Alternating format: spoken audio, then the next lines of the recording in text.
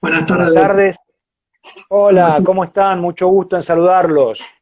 ¿Qué tal? Buenas tardes. ¿Cómo le está Muy yendo? bien, muy Me bien. alegro, me Los alegro. saludo con aprecio desde Buenos Aires.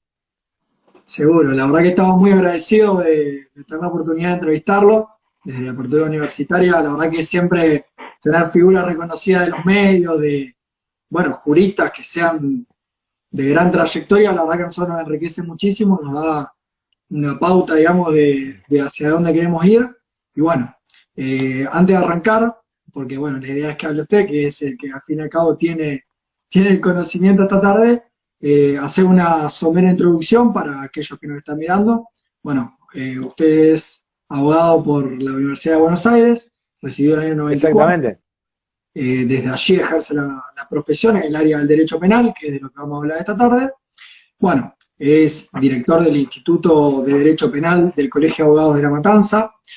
Bueno, da clases en la Universidad de La Matanza y bueno, tiene un posgrado en juicio por jurado, muy interesante, en Estados Unidos. Bueno, realmente un CV impresionante para cualquier abogado que se respete, digamos, que ejerza la profesión con mucha responsabilidad y con gran renombre. Así que bueno, estamos muy agradecidos, la verdad, por tomarse el tiempo, por prestarnos su tiempo tan valioso. Así que bueno, que, si quiere decir algo, si no arrancamos ya con los temas. Bueno, yo sí, con todo gusto. En principio, por supuesto, el agradecimiento de la convocatoria. Nosotros acá en Buenos Aires estamos, por supuesto, a la expectativa de lo que pasa en las ciudades más importantes del interior, entre ellas, por supuesto, Santa Fe. Así que, de modo tal que valoramos inmensamente la inquietud de cualquier aspecto, ya sea académico o periodístico, ¿no es cierto? Así que, de modo tal que con todo gusto estamos a la expectativa de las inquietudes y de desarrollar los temas pertinentes. Excelente. Bueno, entonces también está bueno destacar este apodo que usted posee, que es el penalista del conurbano. Es decir, Ah, eh, sí, un carácter importantísimo para lo que es, digamos, un abogado que lleva adelante casos en un sector por ahí del país que se caracteriza por ahí, o bueno, los medios por ahí dan esa idea de hostilidad, de cierta sí, complejidad. sí, ¿Qué se siente? ¿O de claro. dónde viene ese apodo? Bueno, ese tema surgió de esa manera porque yo tengo cada vez más casos en el conurbano bonaerense. Es decir, acá nosotros tenemos el AMBA, que es el área metropolitana Buenos Aires, que, bueno, abarca Capital Federal y el conurbano bonaerense, que es un solo área, ¿no es cierto? Entonces, hace mucho tiempo, un amigo, Casper, me dijo, vos sos el penalista del conurbano, ¿no? Porque justamente los casos que uno desarrolla o que desarrollamos acá en el estudio con mi equipo de colaboradores son casos, bueno, por supuesto, de derecho penal, donde hay delitos severamente penados, donde hay una circunstancia agobiante en cuanto a la tramitación de los juicios en los departamentos judiciales del conurbano bonaerense. Entonces se fue granjeando, digamos, ese apodo que se puso en aquella oportunidad con mi amigo Casper, el penalista del conurbano, y así quedó durante el tiempo y bueno, se fue consolidando de esa manera, ¿no es cierto? Acá nosotros tenemos en el conurbano, bueno, 2.500 kilómetros cuadrados. ¿M? Y ¿Sí? una densidad de Y población inmensa. claro, exacto, tenemos 35 municipios, 35 municipalidades, 36 con Capital Federal, y en el AMBA, que comprende también el conurbano, tenemos 18 millones de personas. Ese es el panorama, ¿no? Claro, Que más de un nos tercio de la población del país. Por ende, afecta, sí, necesariamente está los acá. conflictos eh, surgen mayoritariamente y bueno, así es como usted ha sido el abogado representante de un montón de Sí, personas que, bueno, eh, por ciertas circunstancias haya tenido que atravesar un proceso penal y bueno, poder defenderlo, Así poder es. garantizar el derecho a la defensa del juicio, el debido proceso que le corresponde y garantizar los intereses de Claro. cualquier persona, la verdad que realmente es Bueno, vos sabés victoria. que eso que vos decís recién es muy importante, ¿no? Porque a nosotros, a mí en particular, ¿no? No me gusta autorreferenciarme, ¿no? Claro, Pero me preguntan, ¿y vos defendés delincuentes, como se dice habitualmente? Yo digo, no, eso yo, yo defiendo acusaciones, totalmente. ¿no? Las personas se defienden solas. Yo defiendo acusaciones, garantizo lo que vos decías recién, el derecho de defensa, la vigencia de la Constitución Nacional, la Totalmente. vigencia del Estado de Derecho, ¿no es cierto? Por supuesto, todos queremos, como buen ciudadano, que la delincuencia se combata y eventualmente se encarcele a los responsables, pero no de cualquier manera. Nosotros Totalmente. no somos iguales que ellos. Queremos que se haga en el marco justamente de la ley, de la Constitución, y en ese punto en particular el abogado penalista aflora desde sus entrañas, ¿no? Garantizando el derecho de defensa, ¿sí? Garantizando la vigencia de la Constitución Nacional. Sí, lamentablemente por ahí se ha puesto este rol en los medios o inclusive en la sociedad de que el abogado penalista es una especie de mal necesario, digamos, que defiende delincuentes y que, bueno, Sí, eh, sí. casi contrario al principio de inocencia, que es la base de Claro, un Estado de Derecho. Realmente es claro. algo que, Mm. bueno, lamentablemente se ha impuesto. Pero bueno, Y pasando, además agrego en esto, y después, por favor, claro, permitime este paréntesis y después, por sí, supuesto, a tu perdón, disposición, que los abogados penalistas también muchas veces somos abogados querellantes, es decir, también, exactamente. representamos a las víctimas, representamos a los damnificados, y en ese rol también ejercemos la profesión de la mejor manera. Y nosotros, los abogados, en forma genérica, los penalistas, los civilistas, los laboralistas, no somos auxiliares de la justicia, somos algo mucho más que eso, somos parte integrante de la administración de justicia. Nosotros formamos parte, los abogados que ejercemos libremente la profesión de forma autónoma, formamos parte integrante de la administración de justicia, ¿sí? Porque la administración de justicia no se agota solamente en el Poder Judicial, abarca también a los abogados que ejercemos libremente, de manera soberana, con responsabilidad, que nos ganamos la confianza de nuestros clientes, ¿no? Abarca también al abogado que ejerce la profesión. Totalmente, totalmente. Y bueno, en este contexto justamente nos gustaría pasar a hablar, como idea de la charla, bueno, de temas de actualidad que por ahí a mucha gente le interesa. Nosotros somos una agrupación que nos desenvolvemos, bueno, en el ámbito universitario, en la Facultad de Derecho de Santa Fe, pero por ahí, bueno, tenemos llegada a gente que no es tan afín al derecho o que inclusive en el mismo ámbito de la universidad denosta, de cierta manera, los conceptos más fundamentales del derecho penal. Y bueno, nos gustaría traer luz a partir de su muy formada opinión, eh, de respecto fundamentalmente a dos casos que, bueno, atravesan la realidad. En principio nos encantaría hablar, bueno, qué opinión tiene, qué reflexión puede hacer del caso de Chubut, del fiscal Rivarola, que, bueno, tanto estuvo hablándose en los medios respecto de esta circunstancia de la expresión del desahogo sexual. Bueno, queríamos que traiga un poco de luz, digamos, Sí. a la cuestión. Bueno, ahí a mí me pareció, por supuesto, desde el punto de vista jurídico, una situación muy curiosa, Sí, ¿no? totalmente.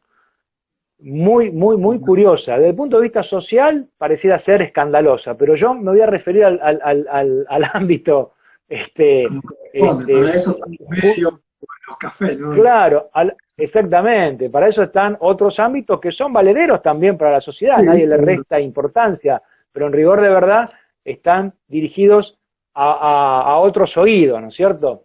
totalmente. Digo, distintos, no más calificados. Pero desde el punto de vista jurídico, yo lo vi como una situación curiosa. Digo esto porque pareciera ser, yo tuve la oportunidad de leer el dictamen del doctor Rivarola, Y en rigor de verdad, allí pareciera ser que se pretende esgrimir este tema del desahogo sexual como un atenuante, ¿no es cierto? Y casi como un eximente, casi como un eximente de responsabilidad, es decir, como una situación de falta de antijuridicidad en la teoría general del delito. Se trataba de una acción típica, pero que no debería ser casi considerada de manera antijurídica. Y la verdad es que a mí se me dio por hacer el paralelismo con la legítima defensa, ¿no es cierto? Es decir, una situación en la que una persona mata a otra en el ámbito de la legítima defensa. ¿Se produce un asesinato? ¿Una persona mata a otra? Sí. ¿Se produce un homicidio desde el punto de vista jurídico? No. ¿Por qué? Porque justamente la falta de antijuridicidad hace que sea una muerte, pero que no sea punible. Entonces, hay un asesinato, pero no hay un homicidio. Quiero decir, el homicidio es un concepto jurídico, cuando una persona mata a otra, pero con concepto jurídico. Entonces, en función de eso, hay situaciones en las que uno puede aventurarse, incluso muy extremas, demasiado extremas, donde una persona llega a quitarle la vida a otra en el marco de la legítima defensa. Y fíjate, a mí, yo que soy amante del tango, hay una letra de un tango tradicional que dice: a veces la vida te obliga a matar. Circunstancia bastante dudosa, pero que podría ser contemplada en el marco de la legítima defensa. A veces la vida te obliga a matar, pero a violar nunca. Totalmente. No hay un eximente, o sea, el instituto de la legítima defensa puede esgrimirse cuando uno roba en legítima defensa, o cuando uno mata en legítima defensa, pero nunca cuando viola, porque no hay legítima defensa en concepto de violación. Sería imposible, no hay bien jurídico atacado, digamos, de cuál defenderse. No hay bien jurídico, claro, no hay bien jurídico atacado. En este caso, si hacemos un paralelismo, el bien jurídico atacado sería la falta de contención del desahogo sexual. Sí. ¿No es cierto? Entonces, como hay una situación de agobio sexual, me defiendo legítimamente atacando sexualmente a la víctima en el marco de este desahogo sexual. Quiero decir con esto, no hay una causal de justificación y pareciera ser también, por supuesto, desde el punto de vista jurídico, que la situación de pretender que esto sea un atenuante, no un eximente ya, pero sí un atenuante, tampoco tiene lugar, porque en rigor de verdad la figura de desahogo sexual ni siquiera se cuesta contemplada en la ley, en la doctrina, en la jurisprudencia, y en el conurbano bonaerense y en Capital Federal, acá en el área metropolitana, si en alguna oportunidad el Tribunal de Casación bonaerense, acá en la ciudad de La Plata, y la Cámara de Casación Penal en Capital Federal, tomaron ese giro lingüístico de desahogo sexual, lo hicieron justamente como un agravante, no como un atenuante. Sí, sí, sí. ¿No es cierto? Entonces, esa situación... Es escandaloso que utilicen una sentencia, digamos, ese término para atenuar. O sea, acá estamos hablando de algo... Claro, como un atenuante, ¿no? Es como ver en un homicidio la alevosía como un atenuante, ¿no es cierto? Entonces, no, justamente, resulta ser un agravante, ¿no? Porque no supo contener correctamente ese frenesí sexual, cometió el delito que la ley pretende impedir, ¿no? Que es el delito contra la integridad sexual. Entonces, requiere esa lectura, ¿no? La lectura de un agravante, ¿no? Por eso digo que desde el punto de vista jurídico pareció una situación, nosotros decimos los abogados poco feliz, ¿no? Pero en rigor de verdad, desde el punto de vista social fue... ¿Cómo? Aunque sea irregular, digamos, algo sospechoso. Irregular, claro. Y desde el punto de vista social, bueno, ese escándalo que se generó. Todas las repercusiones que existieron, que bueno, que no fueron pocas, inclusive hay movilizaciones para pedir el juicio político de este fiscal, que bueno, Sí, sí. por ahí... Sí, ahí, claro, el ministro de Justicia de la provincia de Chubut se pronunció a favor de ese posible juris de enjuiciamiento, ¿no? Pero bueno, va a depender de la comisión de acusación del Congreso de Chubut y eventualmente, bueno, de la defensa que él quiera esgrimir en el marco de lo que dijo en ese caso en particular. Sí, totalmente, totalmente. La verdad que, bueno, desafortunado el término, innecesario, vetusto, inclusive, bueno, por ahí hay ciertos abogados que han querido de alguna manera, no sé si iría a justificar, pero entender la utilización basándose, bueno, en teorías subjetivas del abuso sexual, interpretando este tipo, digamos, como necesariamente un dolo específico, un elemento subjetivo distinto del dolo, que bueno, por ahí de esa manera podría buscársele alguna cierta manera de entender la expresión, pero igualmente no deja de ser innecesaria. Lamentablemente, bueno. Claro, claro, insisto en esto, ¿no? Que para ser entendida correctamente y que tenga un andamiaje jurídico pertinente, en todo caso, debería ser un agravante, no un atenuante. Pero bueno, Sí, así sí, quedó establecido, ¿no? cuestiones también es que exceden a lo estrictamente jurídico y empiezan a jugar otros intereses. También, bueno, la figura Exactamente. de este, ¿cómo es que se llama? De este juicio abreviado bueno, si bien difiere en cada provincia por cuestiones procesales, que como bien sabemos están reservadas a la provincia, bueno, se utilizan de esta manera, lamentablemente, por ahí un recurso tendría que ser para desagotar, para evitar el colapso del sistema de justicia, termina lamentablemente utilizándose con estos intereses. Pero bueno, Exactamente.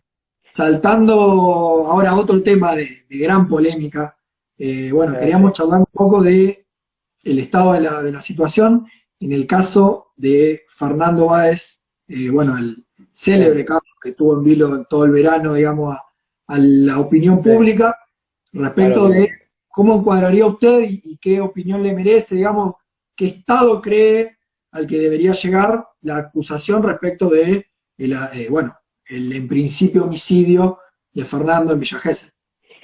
Claro, bueno, ahí yo tengo para mí que la, la situación, hay 8 personas detenidas, 2 que están también procesadas pero que no están detenidas, pero que partiendo de las 8 personas que están allí, todas han terminado ahora en estar en la misma situación procesal, es decir, una coautoría, o lo Claro, que se llama habitualmente una coautoría funcional, ¿no? Ahí totalmente, el está término de Roxy.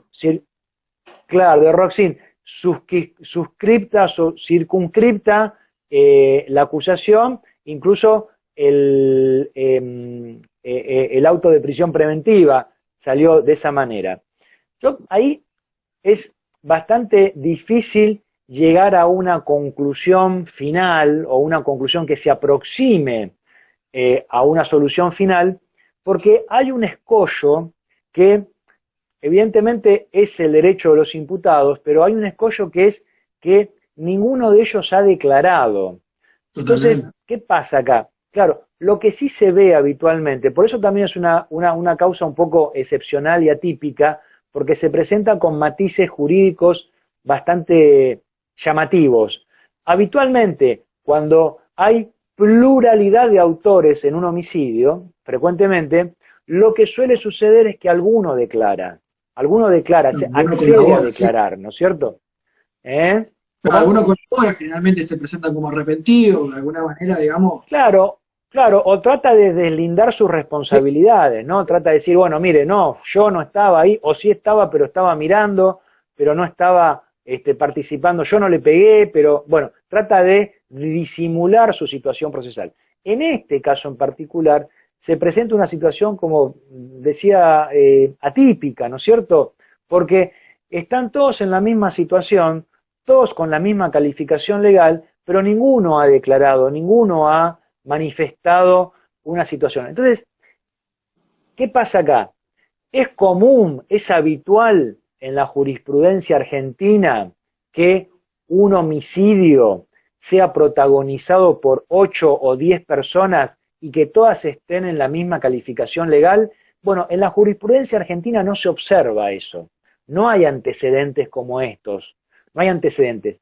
Y justamente no hay antecedentes porque no se ve este escenario criminal, pero tampoco se observa el escenario procesal de que todos callan. Siempre hay alguno. Entonces, si uno dice, bueno, mire, yo miré, pero no participé de la pelea. Bueno, caramba, ya hay una situación que podría diferenciarlo. Usted puede probarlo, puede agregar elementos al plexo probatorio, o la Fiscalía de Oficio puede evacuar la cita y decir, bueno, vamos avanzando en este punto en particular, a ver si podemos de alguna forma solventar, sostener esta declaración, o por el contrario, darla por mendaz. Es decir, es una situación confusa. De todas maneras, por supuesto que va a restar, en este caso en particular, el hecho procesal o jurídico más trascendente, que es el juicio oral, ¿no es cierto?, que es el verdadero juicio oral. Y ahí se presentan dos situaciones bastante, digamos, también dudosas, que son las siguientes. Acá en la provincia de Buenos Aires, bueno, los imputados pueden optar por ser juzgados por un tribunal técnico, es decir, por 3 jueces de carrera, 3 jueces técnicos, 3 abogados, o también pueden elegir ser juzgados por un juzgado popular, por 12 personas que, ¿no es cierto? Bueno, Sí, sí. ¿vos qué crees? Vamos a hacer un poco de intercambio también, ¿no? Sí, ¿Vos no, qué crees?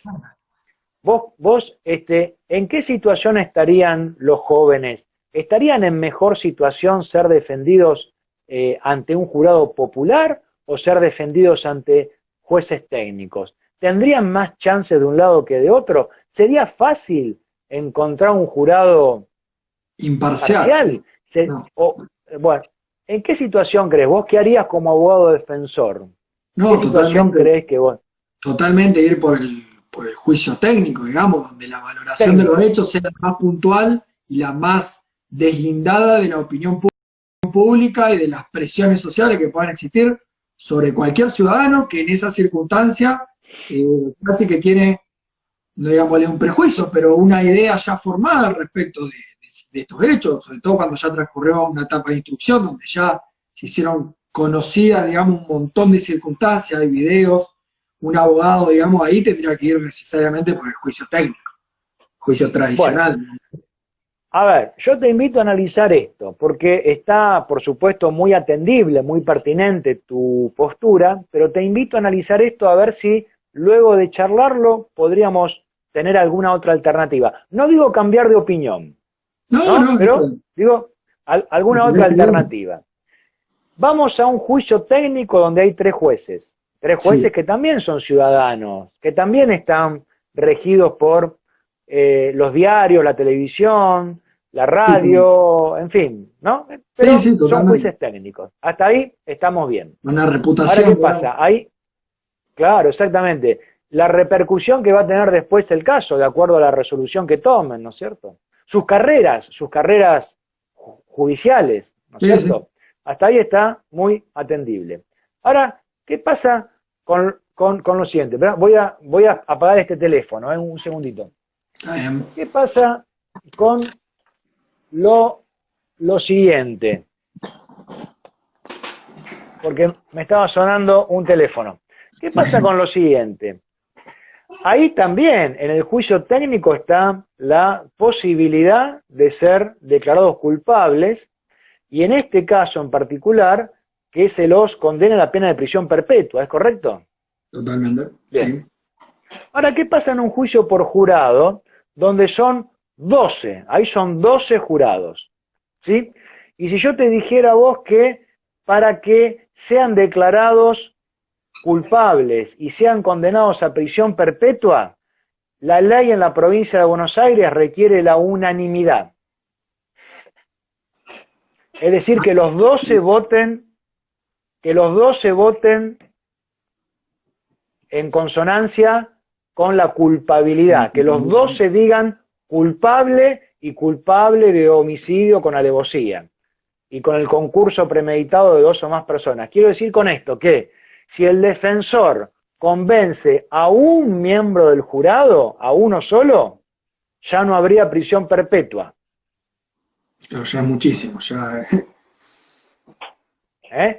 Tal vez haya otro tipo de homicidio, o no sé, un homicidio en riña, un homicidio simple, un homicidio preterintencional, o un homicidio simple donde se va la pena a la máxima de 25, pero no ya prisión perpetua, convenciendo solamente a un miembro del jurado, a uno solo, es decir, quitándole a la fiscalía la unanimidad.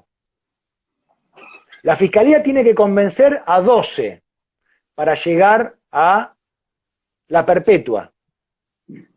El defensor, para sacar a los imputados de perpetua, tiene que convencer solamente a uno. ¿Ahora qué te parece? Sí, ahí cambia absolutamente el panorama. Ahí ya empieza a jugar, digamos, la capacidad del abogado que tenga, obviamente, y justamente sí, es otra cuestión. Ahí, y la selección del jurado. Claro, que también interviene, digamos, la parte defendida, lo cual lo posiciona de otra manera. El juez, digamos, uno no le toca. La selección del jurado, ¿no? Donde se comienza a ganar el juicio. ¿Dónde? En la selección del jurado. Cuando selección se hace, se elige las personas del jurado. Quiero decir con esto que la instrucción de la causa, vos recién te referías a la instrucción de la causa, que es lo que está sucediendo hasta el momento, no es tan lineal, no es tan lineal como parece, pero tampoco va a ser tan lineal el juzgamiento.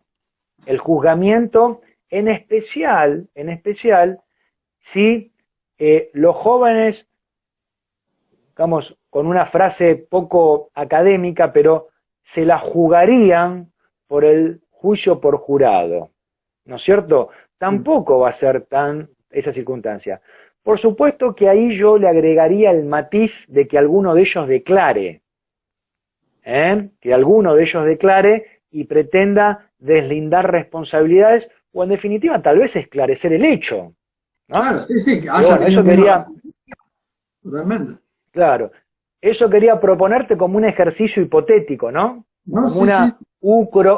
Como una ucronía.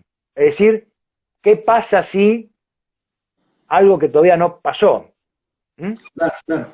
Sí, así es otra cosa, digamos, es otra cuestión, sobre todo porque como bien usted decía, desde el primer momento, digamos, la estrategia de defensa de ellos ha sido la de no colaborar, la de no declarar, digamos, de cierta modo esquivar, digamos, a los distintos medios, y bueno, por ejemplo, tener el mismo abogado, lo cual garantiza un hermetismo que difícil sería si, como usted bien dijo, uno quisiera desprenderse, buscar su libertad, digamos, su mejor acuerdo por otro lado. Sí, de todas maneras yo quería agregarte algo, un punto en particular ahí, porque dándole una vuelta más de rosca, en el marco de no declarar, de hacer silencio, se habló mucho periodísticamente de el pacto de silencio. Sí. ¿No es cierto?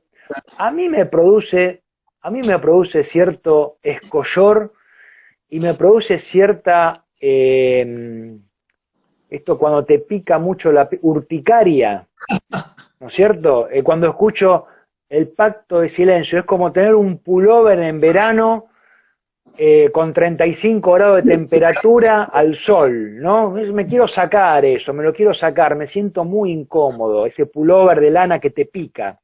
Y en rigor de verdad, ¿por qué me pasa esto? Bueno, porque soy abogado, ¿no? Entonces uno, con la formación que tiene, uno ese silencio no le da la entidad de un pacto de silencio o un pacto de impunidad, sino que le da la lectura de el derecho a negarse a declarar, el derecho que le asiste, ¿no es cierto? Ahora, si ese derecho que le asiste, claro, si ese derecho que le asiste a los chicos, o a los jóvenes, está, digamos,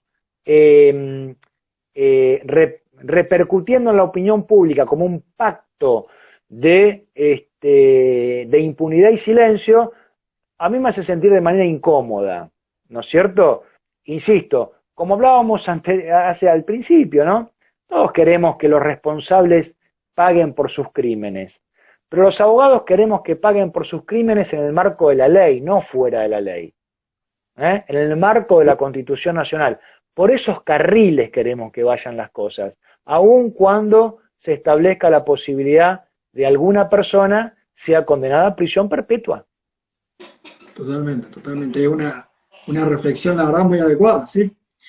Y bueno, en este camino también, hablando ya de un caso de usted, digamos, propio, que a mí en lo personal me interesó mucho porque el Instituto de la Legítima Defensa a mí me parece una cuestión fundamental, inclusive para el derecho penal y para el derecho ciudadano, digamos, casi me parece instintivo, cuando lo estudiaba en su momento, siempre me pareció algo para destacar. Bueno, el caso de, como es de Garay Ocampo, que en su momento inclusive lo seguí, Sí. que nos explique, digamos, qué estrategia usted utilizó, cómo encuadró ese hecho, que la verdad que es, al fin y al cabo, un ciudadano defendiéndose de digamos, de una agresión de un tercero, es algo casi instintivo, natural. Exactamente. Bueno, mira, ahí se presentó, propongo recordar brevemente, ¿no?, lo que le sucedió. Bernarda, como dijiste vos, Garay Ocampo, Bernarda estaba durmiendo en su casa, ingresaron rompiendo la puerta 2 ladrones, la ataron con los cables de la televisión, la ataron, y bueno, los ladrones traían un arma de fuego. Pareciera ser que estaban bajo los efectos de los estupefacientes, que estaban drogados, y bueno, metieron en un bolso todo lo que podían y se fueron. Cuando estaban saliendo, Bernarda había logrado desatarse y advirtió que los ladrones habían dejado sobre la cama de ella el revólver olvidado. De ahí que se entendía que estaban con efectos de estupefacientes, ¿no? Habían dejado...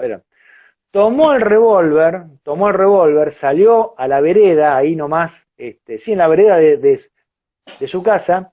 Uno de ellos ya se había ido, ya se había salido corriendo, y el otro se enfrentaron con Bernarda cara a cara, a un metro, ¿no?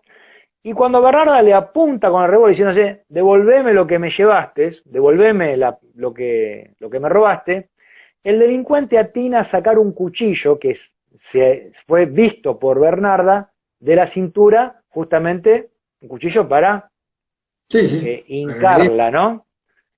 Y en ese momento es cuando dispara el arma a Bernarda, le pega en el pecho y lo mata.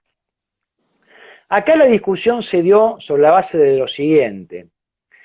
El fiscal decía que Bernarda no había actuado en legítima defensa, que ella lo que tendría que haber hecho es llamar a la policía.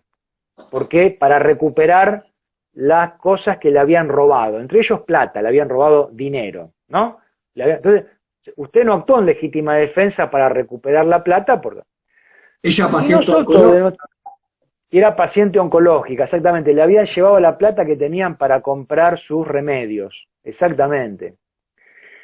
Y nosotros lo que decíamos era que Bernarda no defendió legítimamente su dinero. ¿Cómo que no? No, defendió legítimamente su vida, porque cuando efectúa el disparo, se estaba defendiendo legítimamente del cuchillo que le iban a clavar. Es decir, eran 2 situaciones diferentes. Es cierto que el robo había terminado, es cierto que ya había un desapoderamiento, que Bernarda no quería recuperar el dinero cuando dispara, sí cuando lo enfrenta, pero no cuando dispara. Cuando dispara, lo que estaba intentando hacer es que el delincuente no le clave el cuchillo. Eran 2 situaciones diferentes, entonces nos costaba ponernos de acuerdo y plantear al juez de garantías la situación de manera distinta, con 2 ángulos diferentes, ¿no es cierto? En rigor de verdad nosotros seguíamos sosteniendo esa postura, el fiscal sostenía que se trataba de un homicidio, en este caso hecho y derecho, claro, y nosotros decíamos que se trataba de, ni siquiera había un exceso en la legítima defensa, sino que había una legítima defensa propiamente dicha, no de sus bienes, sino de su vida, porque eran dos situaciones, digamos, consecutivas, pero emparentadas. En rigor de verdad, ¿qué sucedió allí? Pocos meses antes de realizarse el juicio oral, Bernarda iba derecho a un juicio oral, se le hizo algo que estaba pendiente, que era una pericia psiquiátrica que se hizo en la ciudad de La Plata, con cinco psiquiatras legistas. Y los cinco concluyeron que por el estado de conmoción que Bernarda tenía por el robo, en el momento del disparo estaba en un shock temperamental que no había podido comprender la criminalidad del acto. Entonces, sorpresivamente, la causa no se resolvió a través de la legítima defensa, sino que se resolvió por un estado de inimputabilidad atendible a este dictamen pericial que decía claramente que no había podido comprender la criminalidad del acto ni dirigir sus acciones. Para nosotros fue novedoso. Dejamos de pelear entonces por la legítima defensa y solicitamos el sobreseimiento porque todavía no había empezado el juicio, no podíamos pedir la absolución porque no había empezado el juicio, el sobreseimiento en función de ese dictamen pericial y así fue resuelto por el juez del Tribunal Oral. Pero en rigor de verdad, acá en el conurbano bonaerense y en Capital, ese caso sembró jurisprudencia. Ese caso sembró una jurisprudencia interesante que después fue aplicada, a veces a favor y a veces en contra, porque cada uno de los fallos que nosotros tuvimos oportunidad de ver en lo sucesivo sobre legítima defensa, cuándo había legítima defensa y cuándo no había legítima defensa, justamente el tribunal que le da tratamiento a esos fallos sucesivos se refiere a la acusación y a la defensa que se hizo en el caso de Bernarda. no, sí, realmente ha sido muy importante y bueno, destaca justamente la plasticidad que requiere un abogado que plantea una defensa y que bueno, ante el cambio de los hechos, ante una pericia, bueno, puede asimilarse a eso y sostenerlo para su argumento. Realmente es a destacar. Es un caso muy interesante. De la mejor manera, ¿no? Siempre de buena fe, pero claro, procurando defender los derechos de nuestro asistido, ¿no? De la mejor forma. Totalmente. Sí. Bueno, y en este orden de ideas, digamos, como para ya ir buscando una reflexión final, quería, digamos, porque por ahí, bueno, distintos estudiantes, o inclusive ya egresados, que les fascina, digamos, que les genera un interés muy grande en el derecho penal, por ahí se ven, digamos, de algún modo impedido o les genera algún tipo de rechazo la cuestión de inmiscuirse en el derecho penal en la vida real, digamos, el derecho penal aplicado, tratando con personas que o han sido víctimas o se las acusa. Y bueno, en ese sentido quería yo transmitirle, digamos, para que usted nos dé su opinión respecto de qué consejo, qué experiencia tuvo usted, que, bueno, qué se necesita, digamos, para ser un abogado penalista exitoso, un abogado que sepa, digamos, enfrentarse a estas circunstancias y salir de la mejor manera. Bueno, en principio, gracias por recurrir a mí para tan noble propósito, ¿no? Espero estar a la altura de las circunstancias. Muchas gracias. Muchas gracias. Yo diría empezar por dos circunstancias, ¿no es cierto? Hablo justamente del derecho penal. Creo que pueden ser aplicables a otros fueros, pero me voy a referir al derecho penal porque uno trata, dialoga y tiene tratos con personas a veces difíciles de tratar, ¿no es cierto? Algunas son intratables, como el programa de televisión de la noche, pero justamente, ¿no? Son personas difíciles de tratar, los imputados, las víctimas también, justamente, porque están en un estado de shock muchas veces, los familiares, ¿no es cierto? Pero vamos a comenzar de cero. El estudiante que recién se recibió. Yo diría dos circunstancias. Primero, ser una persona seria, un profesional serio, seriedad.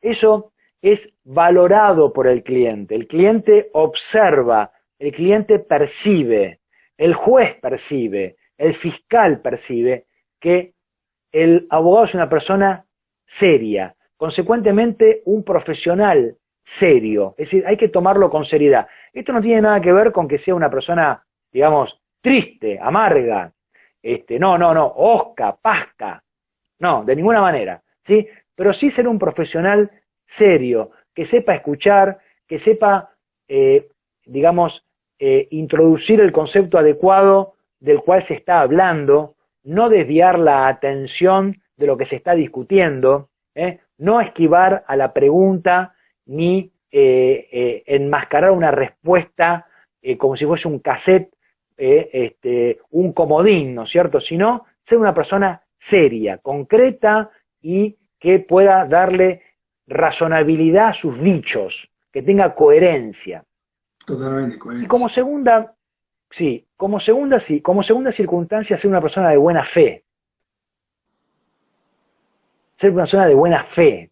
Quiero decir con esto, la buena fe paga, la buena fe retribuye, la buena fe gratifica, la buena fe potencia, la buena fe da buenos frutos, la buena fe da amistades, la buena fe da prestigio. Y en este punto me voy a detener como un ítem de los dos primeros rubros, ¿no? Digamos, la seriedad y la buena fe. Y como último que te quiero proponer esto, quiero decir último de lo que estamos hablando, no último de la charla, sino el prestigio. Nunca cambiar, nunca mutar, nunca cambiar la fama por el prestigio. No entregar, de ninguna manera cambiar la fama por el prestigio. Esa fama efímera, ¿no? Esa fama superficial, esa fama que es solamente una cáscara. No, solventar, es decir, el abogado no tiene que ser famoso, tiene que tener nivel de conocimiento, tiene que ser conocido, no famoso, conocido. El nivel de conocimiento que le da el prestigio, la buena fe y la seriedad. De ahí en más, es más sencillo ejercer la profesión en el ámbito penal. Excelente. Bien, por último tema que queríamos tocar, que bueno, justamente vimos en las redes sociales que habías hablado o ibas a hablar en los últimos días de la cuestión referida a las denuncias falsas. Bueno, acá en Santa Fe, hace algunos meses, ya creo el año pasado, se dio un fenómeno en el cual se escrachó, digamos, a muchas personas en las redes sociales, buscando esta suerte de justicia paralela de los medios y de las redes, justamente. Queríamos saber, digamos, cómo un abogado como usted procedería o cómo funciona, en cierto modo, las cuestiones relativas a estas denuncias falsas. Sí.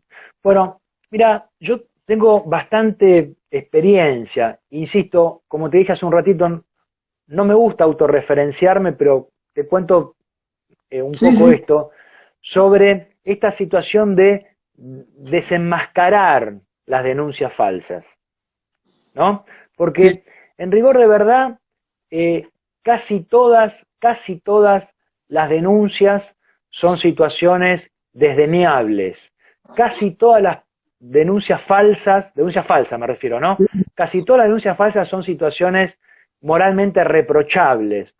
¿Por qué digo casi todas y no todas? Bueno, porque es atendible una persona que tiene una enfermedad terminal poder decirle, no, mira, el médico dice que tenés posibilidad de prosperar. Es algo humanamente atendible. No deja de ser una mentira, es una mentira piadosa que compone justamente la humanidad de todos nosotros, ¿no? Eso yo lo acepto de esa forma. Ahora, hay una mentira, una mentira que es esencialmente despreciable, que es esencialmente miserable, que es la mentira judicializada. Es decir, cuando una persona toma una denuncia y trata de judicializarla, la expone socialmente, la expone en las redes sociales, la expone ante el periodismo, pero no le basta con eso, sino que trata de judicializarla. Esa es socialmente y jurídicamente la denuncia falsa, el acontecimiento falso más despreciable y más miserable. Cuando se trata de judicializar, es decir, se trata de utilizar al Poder Judicial para provecho propio, para una venganza, para un capricho, ¿no es cierto? Esa es una situación. Yo creo que encarado de esa manera, ese sería un argumento social y jurídicamente válido para demostrar, además del plexo probatorio, que la denuncia debe ser desechada, porque la judicialización de la mentira, la judicialización de la mendacidad, de la falsedad, es jurídicamente un delito, pero además moralmente una situación miserable. Sí, sí, la verdad coincido. Realmente, por desgracia, hay gente, digamos, inmoral que utiliza, como bien usted dijo, es un delito, la falsa denuncia es un delito, pero bueno, nunca faltan, sobre todo en los tiempos que corren, quienes quieren sacar un provecho de un proceso, digamos, para, bueno, los fines que sean, digamos, lamentablemente. Tal cual, tal cual. Bueno, como reflexión final queríamos de vuelta repetir el agradecimiento, nos estamos quedando sin tiempo. Por desgracia, dan poco tiempo, digamos, estos vivos, porque bueno, es muy interesante charlar con un profesional, realmente. Dicen habitualmente que el tiempo es tirano. Yo creo que tiranos son los que nos imponen plazos, no el tiempo. Es verdad, una reflexión interesante, porque al final el tiempo es como uno se lo toma. Pero bueno, yo por lo menos me sentí muy bien, muy cómodo con usted, que es un profesional excelente, que tiene muchísima trayectoria, que sabe transmitir muy bien las ideas. Y bueno, quería agradecerle en nombre de toda la agrupación. Este video, bueno, se va a compartir en nuestras redes, porque bueno, hay mucha gente que por ahí, por distintas circunstancias, no puede estar en el vivo, pero después nos piden, digamos, que les compartamos, porque bueno, les interesa muchísimo escuchar acerca de las distintas reflexiones que podemos lograr. Y bueno, le quería agradecer muchísimo. Recomendarlo también en las redes sociales, que es muy activo, sube cosas muy interesantes de derecho penal, de causa, de casos, de opinión pública. Realmente agradecerle y enviarle un abrazo grande, que bueno, que siga siendo un profesional correcto y prestigioso, como dice. Con todo gusto. Bueno, les dejo una reflexión más que no hemos hablado. Sí, obvio. Es muy cortita. Sí, sí. Todas aquellas personas, y puede ser bastante discutible, ¿no? Pero todas aquellas personas que están a favor del aborto, ajá, pueden estarlo porque nacieron. Qué paradoja. Con eso me parece excelente cerrar, porque la verdad que deja también hilo para una futura innecesaria probablemente, porque bueno, nunca falta el arrebato político para buscar esa sanción del legal. Y bueno, espero que usted esté disponible para charlar jurídica y penalmente de esa circunstancia, y bueno, que nos dé otra vez su muy grata opinión sobre ese tema. Así que bueno. Con todo gusto. Le agradezco. Un saludo desde Buenos Aires. Muchas gracias. Saludos. Chaucito. Hasta luego.